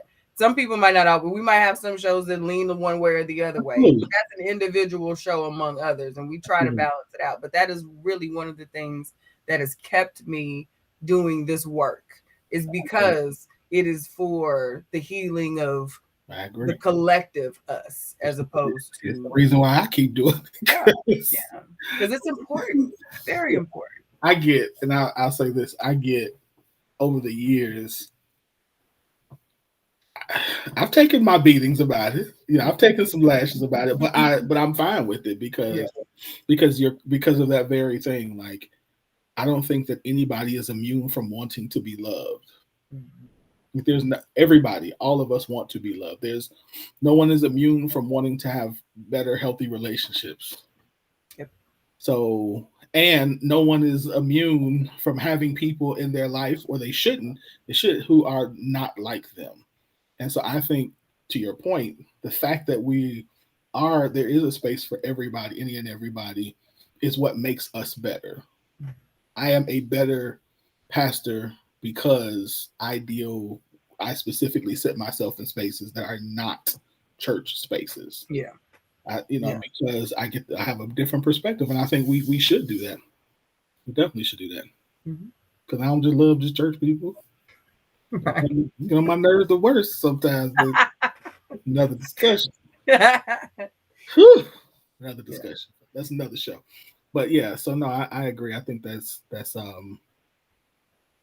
love is it. Like, it's that simple to me. So, all right, good discussion. Good discussion. It is. I want us to be better. I want us to be better. I want us to heal. I want us to be open. I want us to, I say this about other stuff, but I want us to be so comfortable being uncomfortable that the uncomfortable becomes comfortable. Like, I want us to desire to be healed so much that those things that you said earlier that we would run from, we actually start seeking out, knowing it's not going to feel good. It's not going to feel good to be told I'm dysfunctional, but realizing that if we as individuals, if I want to be the best Winfred, if you want to be the best Q that you can be, we got to confront the things that makes us uncomfortable. Yep. Confrontation is not a bad word. When you care, confrontation is not a bad word. I think we have to be, I guess we're getting into our final thoughts now. But yeah, I think I would encourage us to get in spaces with people who care about you and that are going to welcome the confrontation needed to get you to be your best you. Put yourself in a space, put yourself in a ring where there's an understanding amongst all people that we about to win. At whatever the thing, be in a couple circles if necessary. Absolutely. But in this circle, we win in this. In this circle, we win in that thing. In that circle over here, we win in this thing. And at the end of the day, all these circles winning because the rules have been set that I get to call you out on your thing. And I expect you to call me out on mine because you care for me. That's the type of confrontation that we do. And we have to be accountable for that. Like it's more than just going to the gym. Hey, you up? Yeah, you up? Okay, let's go. I'll meet you there. It's better than that. It's more than that. We can be accountable to each other and how we do life. You don't have to be my man to be accountable to care. You don't have to be his woman to care. You can speak into it in a way that is respectable within boundaries to let them know I see you. Not the you that you looking at this morning, but the you that you working on. I see you. I'm here for you. If you stumble, I got you. That's okay. That's okay. But you're going to get back up and we're going to do better next time. Like that's the type of that's the type of circle, that's the type of crowd, the tribe, whatever you want to call it, whatever you hashtagging it, get you one and really, really cultivate it. Get you two if you need to, but really, really cultivate it to make it to give you the good stuff that you need. You know where you messing up. Like you don't need people to call you out. Like you know the stuff that you need to get right. Yep. Seek out those people and get it together. Stop selling yourself a dream. Yep. Yeah, a few years ago. So after that whole me realizing what was happening after we stopped doing those golf trips, a few years ago, I said that I need to start surrounding myself with more men, and I went on a journey to find men who I went on a journey to find men who I didn't have to sit in the seat of the leader in our group in order to be in this group. And so I found a Daryl O'Neal. I found a Bishop Martin. I found somebody you could learn from. Yeah, all of these people all of these other men where I could just walk into the room and sit there and they talk to me instead of me having to talk to them. And that has been huge. I've opened myself up to you, to Kels, to other women to say, hey, if I'm off, y'all have room to tell me I'm off. And that has been a huge difference from in my growth in the past 7-8 years. I have a Dre and a Rashid who anytime, hey, what you doing? What's going? Like who would just write me down. I noticed. Yeah. I gotta answer the questions and vice versa. And I do the same. So I think you have to put yourself in those places. Like you have to seek them out. Same thing financially. Like you gotta find these people who can coach you and train you and develop you. So I think you gotta do it. You gotta do it. You gotta be accountable. You gotta be uncomfortable. Again, I think ultimately you gotta come back to understanding that being held accountable, being told you're wrong, for some of us, is not a sign that you're a bad person. Like I used to have to tell sometimes still have to do. Yes, you messed this up, but you're not a bad person. Right. Right. And this is me and my fighting my perfectionism. Messed up. It's okay. You're not a bad person. You ain't going to hell. So get over yourself, dude. You tripped. So this is life. We're gonna do better. Yeah. Okay. So we have to be able to do that, and that's what a part of what being in those circles that you talked about does for us. Is it helps us undo this way that we see ourselves, this perfect way of this mask that we see ourselves. No, just be you and be okay being you, and you'll realize that like people will appreciate the fact that that there's effort in your growth. So I realized over the years that if you take a moment a lot of the times and ask the people that you care about and that really care about you to describe you to them, I want to see me how the people who love me see me.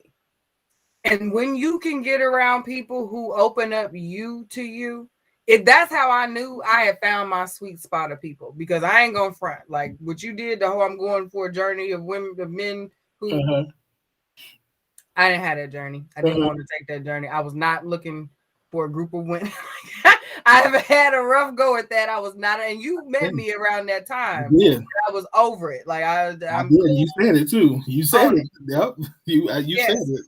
And then when I positioned myself to just be, I was open. I wasn't shutting it down, but I was not seeking that type of energy. And over the years, slowly but surely, each woman has shown up in my life that filled a specific spot, that did a different thing. I had to go seek out a couple because they were just as introverted as me. They wasn't looking either, but I saw, hey, I need you here. And there's something, we need to do this. And some of the most beautiful relationships, friendships, sisterhoods, connections, in all kinds of different ways have come from that. And it's one of those things that you just have to be willing to and like to hear us talk about each other. You would think it was just this huge gush fest, and I know your boys are the kind of the same way, probably not the way that we girls do it, but like to hear when we talk about each other and what we see for each other.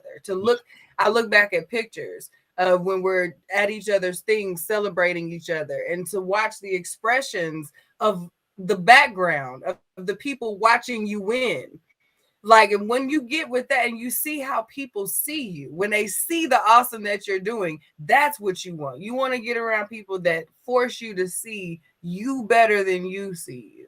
That's how you know you got your people. Because like I was thinking small when I was going through a couple of things and started to really tap in, and my sisters hit me with the hey bish, like they tap the phone, say hey, stop that.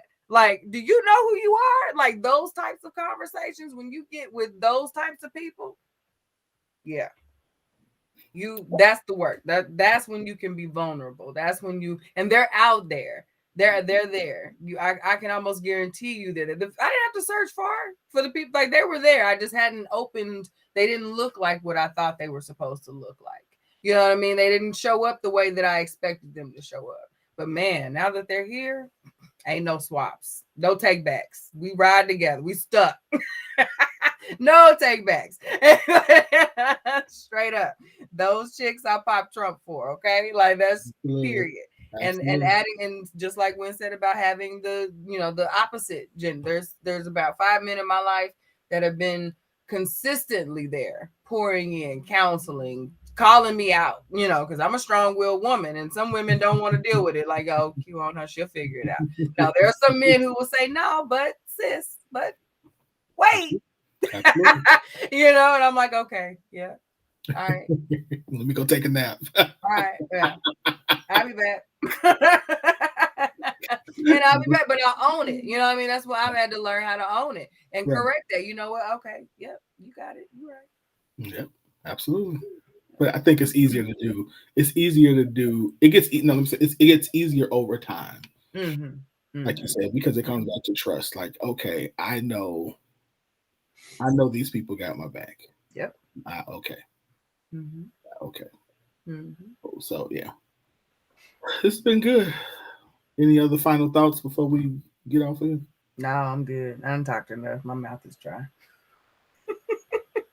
Drink whatever that is in that juice. That's too sweet. That's why I'm like, nah, I need to go give me some water. I'm going to give me a glass of ice water when I'm done. Is that Pepsi? What is that? No, it's some Kool-Aid something that is too sweet. Okay. I'm cool. James must have made that because he make the sweet Kool-Aid, don't he? No, that's them kids. This is one of them children. This one. They use the big cup instead of the regular size cup. Oh, all right, y'all. This has been a good show, y'all. I thank y'all. We thank you all for tuning in. Hey, if you have not hit the share button, please hit the share button and tell your friends to watch, even to watch the replay and to watch every Tuesday. Thank y'all for y'all comments. We appreciate your perspective.